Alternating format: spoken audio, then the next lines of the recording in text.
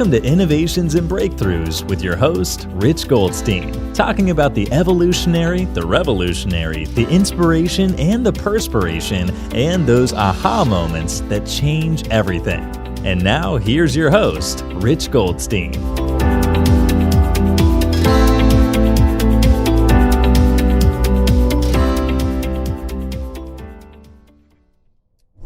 Welcome to Innovations and Breakthroughs, where I feature top leaders and the path they took to create change. Past guests include Roland Frazier, Ryan Dice, and Joe Polish. This episode is brought to you by my company, Goldstein Patent Law, where we help you to protect your ideas and products. So if you have an idea, go to goldsteinpatentlaw.com to find out more about how to protect your idea. And so this is a bit of an unusual episode because I'm rolling down the highway in Florida, going from Sarasota to Miami. It might be a little bouncy if you're watching the video version of this. And if you are watching the video version, and it's kind of fun, you get to see me and my guest here just kind of hanging. And we spontaneously decided to do this podcast episode. And so I have with me here today, Rey Perez. Rey is the branding guru. He's the guy who helps you to kind of take what is already true about you and spread that message out into the world.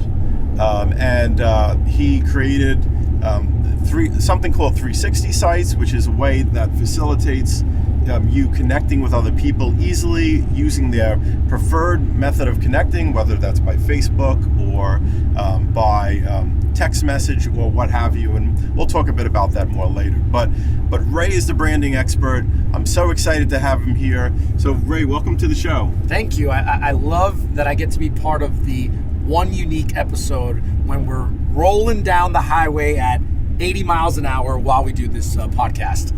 So thank you for having me. Yeah, and by the way, thanks for the ride to Miami. Absolutely, my pleasure, my pleasure. This is the executive travel for all our premier clients. Yeah, we're in Rey's Escalade, and so we're traveling in comfort, and I'm speaking tomorrow in Miami, so it's just really awesome that this worked out. We got to spend this time together. So yeah, let's talk about branding. How did you first get interested in branding for yourself and for other people?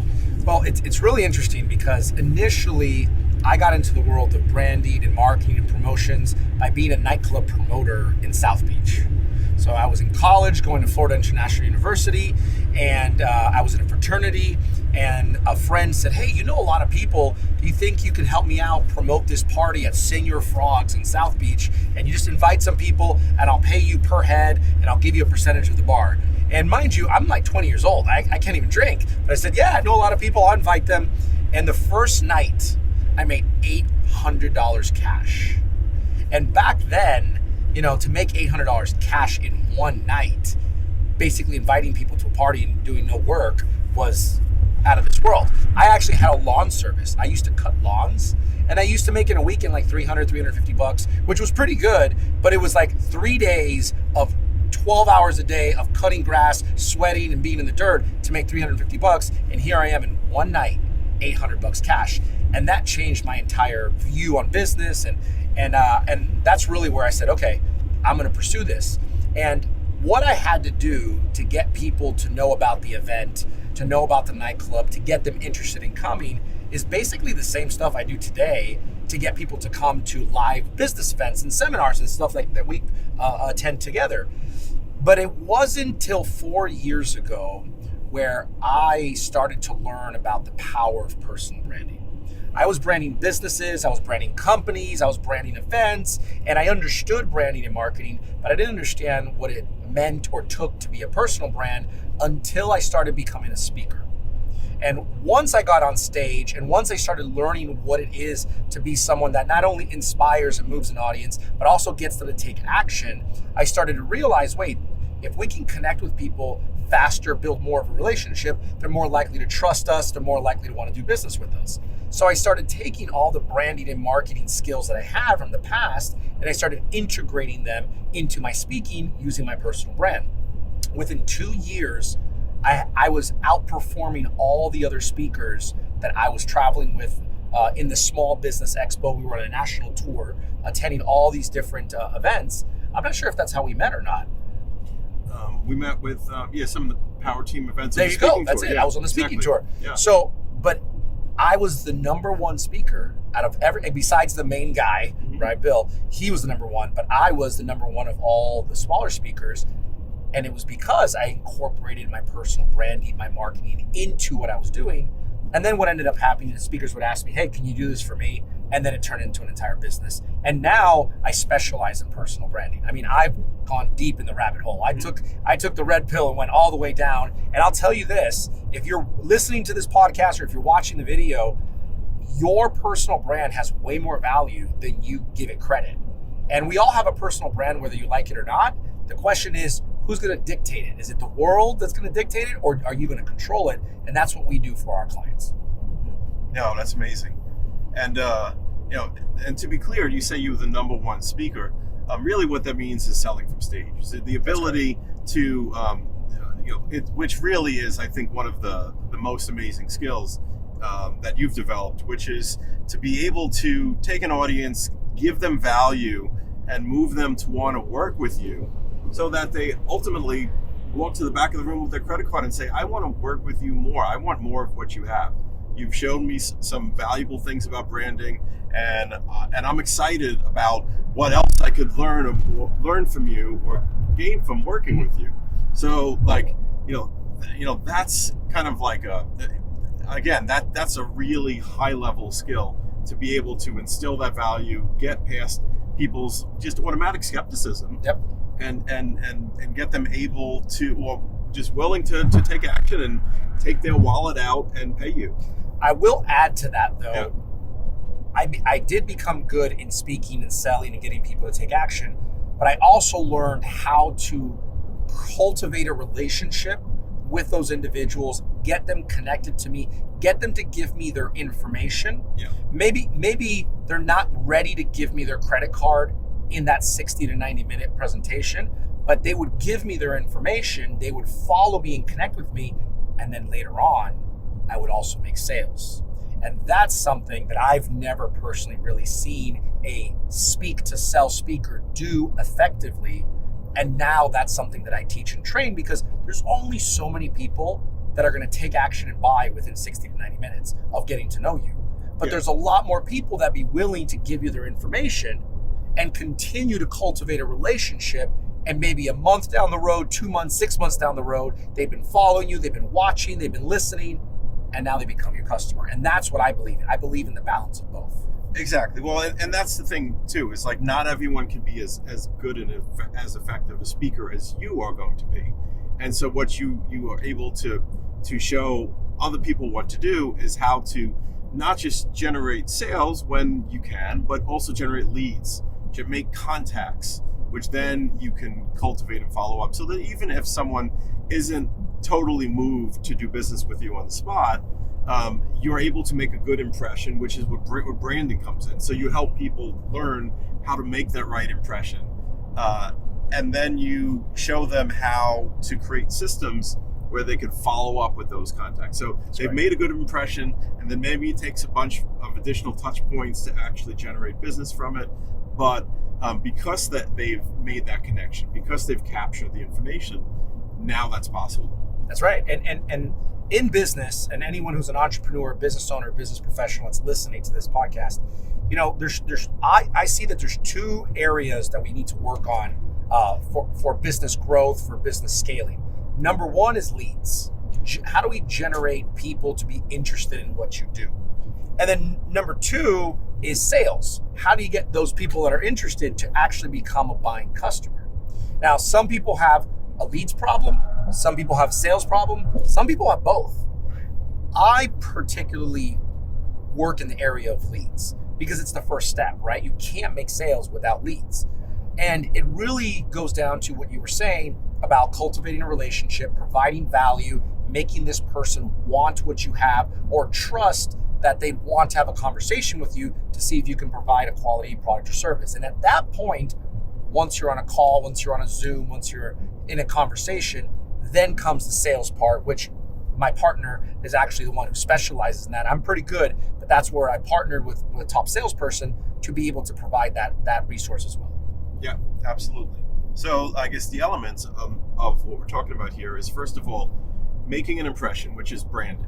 Yep. So like finding the right, and I mean, you're a genius at this. Like you do workshops. I've been to your Brand in 2 Days workshop where you kind of go through the room and you talk to the people participating and you recognize, okay, how do we characterize what you do? And then you capture it in like 3 words. Yep. And then that's the identity that they become. And then you help them create branding that's wrapped all around that. Well, let me add to that. So to build a brand identity, there's 3 pillars: your visual identity, your verbal identity, and your value identity. Those 3 is what builds that brand identity. And when you're talking about the 3 words, that's language, which is really the most important in marketing. Anybody who studies marketing knows that language or copywriting, the written word, is the most important part of marketing. So when you have good language, meaning who I am and what is it that I do for you, then people will be attracted because they'll say, oh, I want that. Oh, that person looks valuable to me. Because people are only interested in what's in it for them. WIFM, what's in it for me? So when people are marketing themselves, sometimes they talk about themselves opposed to talking about what they do for them, which is what people really want. And that's where we really specialize in creating that language. So people say, oh, yeah, I want that. And then they're attracted to you. Right, exactly. Because what your verbal title is then is the thing that they're looking for. Got it. Yeah. Got it. Yep. Exactly. So, I mean, it's like, I'm just going to have an obscure example, though. It's like if someone is a doctor, they'd say, well, I'm a doctor. But maybe to the buyer, they are the kind of wellness, like the feel-good expert. It could be the leading health and wellness physician. Right. That would be different than saying I'm a doctor. Right. And just that shift in language shifts the perception of value of the person that's reading or that's listening to it. And that's what we really should do when it comes to branding, is how do we use our visuals, our language, and our value systems to have other people who come across this, whether live in person, virtually, or digitally, because there's a difference, right? We're physically live in person. People who are on a live stream or on a Zoom call is virtual. It's still live, but it's virtual. Digital is anyone who's listening to this podcast or watching this recording. They're watching a digital representation of us. Our message is digitally being sent. So when you start realizing, wow, I can do things live in person, I can do things virtually, or I can communicate digitally to anyone in the world at any time, then you start saying, everything I say and how I say it has a meaning, has a purpose, has a value, has a connection with the audience that's consuming it. So if I'm going to share something about myself, shouldn't it give them the most value so that they feel more attracted to me? And I'll give you a perfect example. Let's think of a celebrity. What's your favorite celebrity? Oh, favorite celebrity. I don't do good with on the spot questions like this. Let's just say The Rock. Okay. I love him. Yeah. All right, Dwayne Johnson, The Rock. I love him. He's like the new Schwarzenegger, right? Mm-hmm. Like he's badass. He's funny. He's funny. funny. He's okay. Yeah. So The Rock, when he first came out, before he even made it to wrestling, nobody knew who he was. So the perception of value before he was even The Rock of Dwayne Johnson was very low. Right. You could have met him, you could have pictures with him, it makes no difference. Once he got into professional wrestling, became The Rock, perception went up. Once he started getting into movies, it went up. Once he started doing all the stuff that he has now the guy is famous. He's a celebrity. So the question is this: do you feel that people love The Rock? They do. They do. Yeah. But how many of them actually met him? Probably 0.1%. If that, right? Yeah. If that. Yeah. So how is it possible that a human being can actually have an affinity towards another human being that they've never ever met? It's they in their mind they create a notion of who they are, and then there's an impression. There's an impression that's made that kind of lines up with something that they value. Perfect. How's that impression made? Visually, and also I guess through auditory means too. What they hear, Right. what they see, and what they read. And also what they feel, right? Well, and what they feel in response to those. Perfect. Yeah. It's what they see, what they hear, what they feel, what they see, what they hear, and what they read, okay? And it's how they feel based on those three things. Right. The connection that starts to build. But it doesn't happen right away. It happens over time. So I say it's the amount of exposures to what someone sees, hears, and reads over time. Many exposures starts to create that connection, that feeling.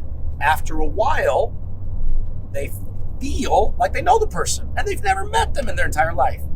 That's what I'm talking about, personal branding. How can you as an entrepreneur, how can you as a business owner, how can you as a business professional start putting in front of people these exposures of what they see, hear, and read consistently over time to a point where they feel that you're a celebrity and they feel connected to you, and they're like, you know what? If I needed that service, I'm going to you. Or I'm going to introduce you to someone that I know. And do you know why they'll introduce you to someone that you know if you have a high level of credibility or a high level of value? Because they, it increases their value because they know you. They know someone like you. It makes you look good. Right. And as human beings, we are egocentric. We are interested in what's in it for me. So if you have high level of value and I know you and I introduce you to someone that I feel can benefit from your services, now that person looks at me and says, oh, wow, thank you, Ray. And you just made me look good. So the more you focus on your branding of increasing your level of value, the more referrals you'll get, the more introduction, the more business will organically be attracted to you. And all of a sudden you're like, where's all this coming from? It's because what you put out, you get back. Yeah. Awesome. And so I think that leads naturally, though, to then how we have those repeated connections, or those repeated touch points, which comes from connecting, Correct. Connecting with people and techniques for connecting with people. And I would say we could just jump right to talk about the 360 sites and what you did there, because I think that was a very important innovation. Yeah. That you did to help people to connect. So maybe let's talk about the problem that people face when they meet people and they want to connect and exchange info. What's the problem? I'll tell you the problem I had. Yeah. That I needed, because the reality is this. I'd love to say that I invented this for entrepreneurs because I wanted to make the world a better place for them. But the reality is, you made it for you. I made it for me. Yeah. Because I had a problem. I would go to networking events. I go to seminars, I go to trade shows, I would speak at events, I would be a vendor at the events, I'd be a sponsor at the events, and I needed to figure out a more effective way to network because it was taking too much time and energy and wasn't producing enough results. So one problem was effective networking. Number two was I realized that in today's digital day and age, people like to research one another using Google and social media. Would you agree? Yes. Now, you might be listening and never considered that people are actually looking you up on Google and social media, but they are, okay? Which means what's on your social media actually will give a reflection of who you are and the value that you bring in the world. So I started thinking to myself, okay, all these entrepreneurs and business owners have websites, including myself, but a website is built by you, controlled by you. Social media is not. So human beings prefer to look at the social media because they get to figure out who you really are more than looking at your website. People are smart. So I said, okay, well, what if I made my social media the same stuff that's already on my website, and it gives the perception of value of what they see, read, and hear about me the way I want them to have it. Because in the end of the day, it's what we all want as entrepreneurs and business owners. Right. So I said, okay, but how the heck do I know what's your preferred social media? When I meet someone, do they like LinkedIn? Do they like Facebook? Do they like Instagram? Are they a Twitter? Like, how the heck do I know? And I'm not going to sit there and ask them to connect with me with 5 social medias, because first of all, they're going to think I'm creepy. They're going to think I'm strange and I'm too forward. So I thought to myself, it would be absolutely amazing if I had one link that gave all of my social medias, my websites, my contact information, my videos, my book in one place, and let that person who's getting to meet me choose how they want to research me, how they want to connect, not make them have to Google me. And that's how a 360 site was born. One link, one place, with everything that exists on the internet in this one place, so people don't have to do the due diligence, or let's be honest, they might not spend too much time researching you. But if everything's in one place and they can just click around, they might actually spend more time learning about who you are, connecting more, building more rapport, which ends up making them trust you more and ends up wanting to do business with you. Yep, absolutely. And I think even more than what you just said in terms of like the channels, it's also the preferences. So like if someone comes to your 360 site and they want to connect with you on Facebook or Instagram, or by through their phone number for like text messaging, then that's one thing. But it also could be like, hey, I'd like to watch a little short video about this person. Boom. And it's like, you know what? I'd like to read an article that they wrote. It's like their preference of how they want to get to know you better. It's not just the channel, but it also could be a different type of media. Some people joke and say it's how people like to stalk you. Yeah. but hey, it is what it is, right? Right. It's like, I'm not going to deny. Yeah, it's like inviting them. Be my stalker and choose your stalking preference. And choose your preference. Yeah. And here's another thing that happened not by coincidence, but by like God's grace. It's become a way that has allowed me to cross promote my different services, my different companies, my different products, even though they might not have anything to do with each other. It's allowed people to say, oh, I didn't know you did that. Oh, I watched this video. I saw your nonprofit. I saw your charity. I love what you're doing with the kids. See, that's hard to do on one website. You can't put multiple businesses on one website because then you look like a jack of all trades, master of none. Right. But this platform has allowed me to show people I have a nonprofit, I have a video production company, I have a branding company, I have a talk show, I have a vlog, I have 2 books, and nobody ever feels that I'm trying to be salesy, because that's the one thing that I've never, ever wanted to do. I've never wanted someone to feel that I'm trying to sell to them. Yeah. Well, I think the thing about being salesy is that when it occurs as something that they don't want, it feels salesy. When it occurs as something that's natural, that it fits with what they wanted next. It's like, oh, I'd like to read up on you. Or, oh, I'd like to connect with you on Instagram. Then it doesn't feel salesy. Correct. Because it's just fitting what they want. When you're interrupting them and saying, hey, wait, come over here, let's have a conversation. I'm like, I didn't want to have a conversation. I didn't want to go. I didn't want to have a conversation. Yeah. So yeah, that's amazing. And so, again, it's 360 site. That's what it is. So that's like the innovation was creating this type of website where you essentially you give someone one link. You would be like Rich Goldstein 360, which, by the way, I've got to update my 360 site. Seeing you reminded me that I know there's a lot more features here. I got to update mine. Or Rey Perez 360.com. And like that's the notion of it. And so one of the things we did though is we said, hey, this is something that could really take off. And not only take off, but it's like even the notion of it is like a 360 site, like your 360 site, like come check out my 360 site, was something that was important to your business and growing your business. Yeah. So we and the name was important. The name was important.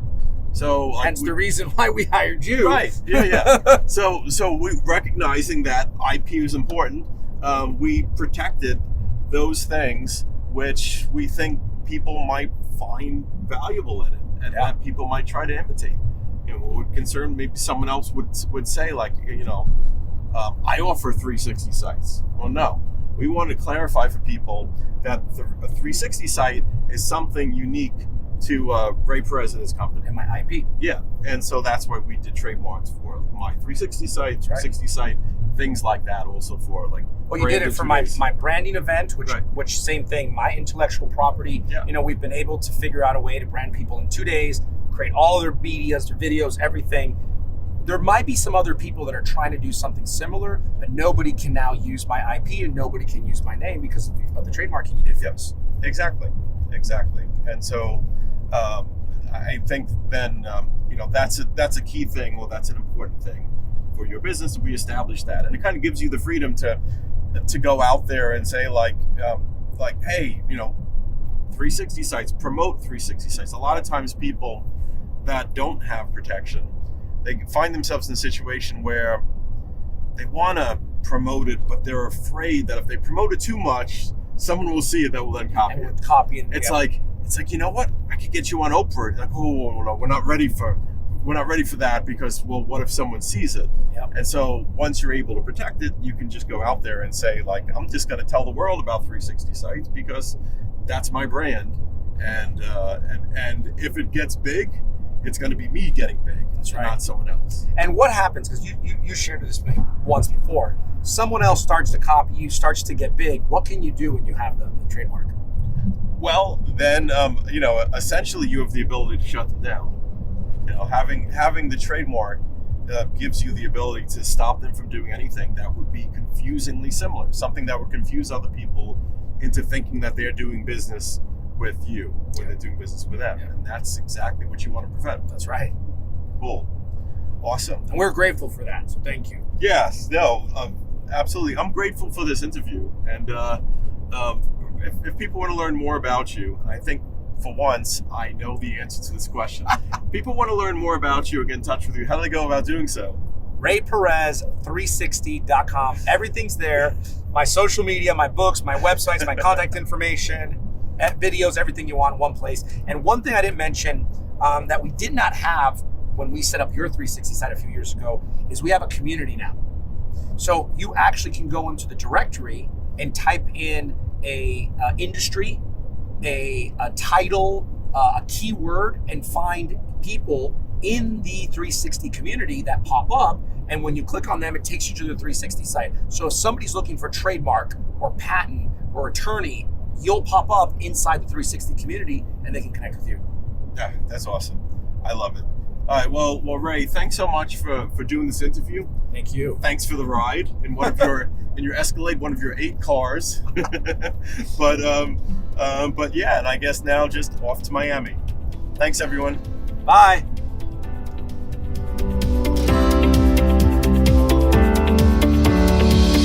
Thanks for listening to Innovations and Breakthroughs with your host, Rich Goldstein. Be sure to click subscribe, check us out on the web at innovationsandbreakthroughs.com, and we'll see you next time.